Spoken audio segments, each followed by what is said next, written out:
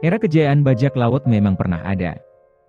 Hal ini terjadi pada periode antara tahun 1650 hingga 1730. Pada masa ini kegiatan bajak laut memberikan pengaruh yang cukup signifikan dalam sejarah, di mana efeknya terasa di berbagai wilayah seperti Laut Karibia, Lautan Inggris, Samudera Hindia, Amerika Utara, dan pantai barat benua Afrika.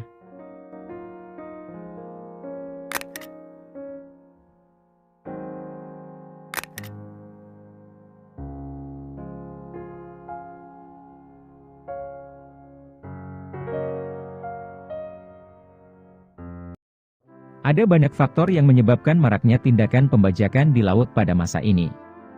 Beberapa di antaranya adalah, semakin banyaknya muatan kargo barang-barang berharga yang diangkut oleh kapal-kapal Eropa ke seluruh dunia, berkurangnya kekuatan angkatan laut Eropa di beberapa wilayah, dan maraknya korupsi di lingkungan pemerintahan kolonial Eropa. Era bajak laut sendiri terbagi menjadi 3 periode.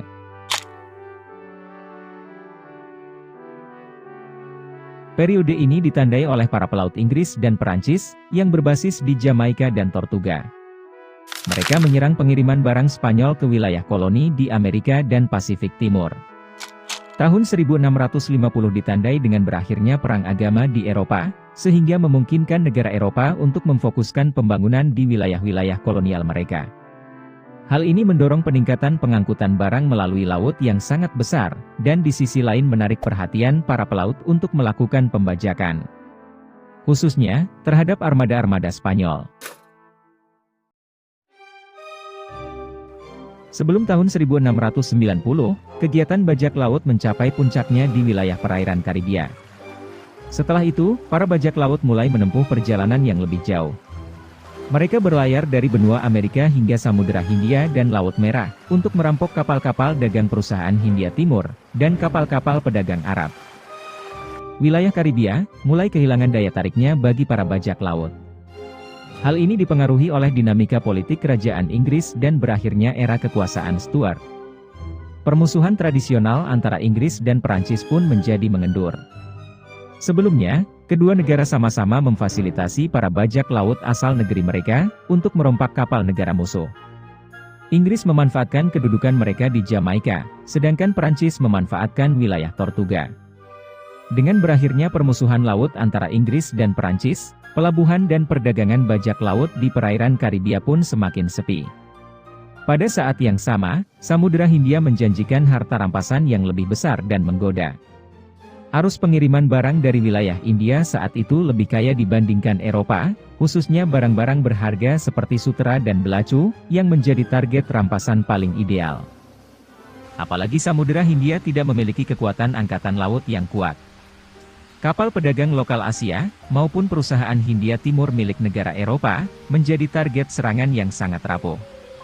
Periode ini melahirkan nama para bajak laut terkenal seperti Thomas Tew, Henry Avery, Robert Culliford, dan William Kidd. Puncak kegiatan bajak laut terjadi setelah tahun 1715. Berakhirnya Perang Suksesi Spanyol, menyebabkan banyak pelaut dan militer yang menganggur dan kehilangan pekerjaan. Banyak dari mereka yang kemudian beralih atau direkrut menjadi kelompok bajak laut. Apalagi abad 18 dikenal sebagai awal mula meledaknya perdagangan transatlantik, yaitu perdagangan segitiga antara Eropa, Afrika dan Karibia. Perdagangan transatlantik merupakan model perdagangan yang sangat menguntungkan Eropa. Banyak kapal Eropa yang berlayar ke Afrika dengan membawa barang dagangan dan senjata. Saat tiba di Afrika, mereka menjual barang-barang itu dan memperoleh budak dari Afrika. Budak-budak ini lalu dibawa untuk dijual ke benua Amerika. Dari benua Amerika, para pelaut ini kembali ke Eropa, dengan membawa banyak muatan hasil bumi dari benua Amerika. Hasil alam benua Amerika seperti gula, tembakau, dan kakao, merupakan komoditas yang bernilai tinggi di Eropa.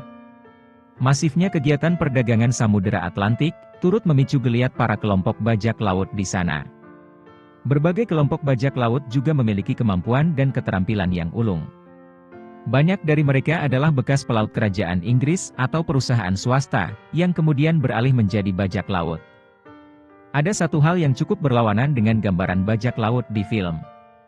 Kelompok bajak laut ternyata tidak menerapkan sistem diktator. Kapten dari sekelompok bajak laut seringkali dipilih dengan pemungutan suara, dan bisa saja dijatuhkan jika tidak becus memimpin. Sebaliknya, kapal-kapal dagang kerajaan justru menerapkan sistem yang lebih semena-mena. Kapten kapal seringkali tidak dapat digoyang dari posisinya dan memperlakukan para bawahannya dengan buruk. Tidak heran jika ada sangat banyak pelaut kerajaan yang justru lebih memilih masuk kelompok bajak laut.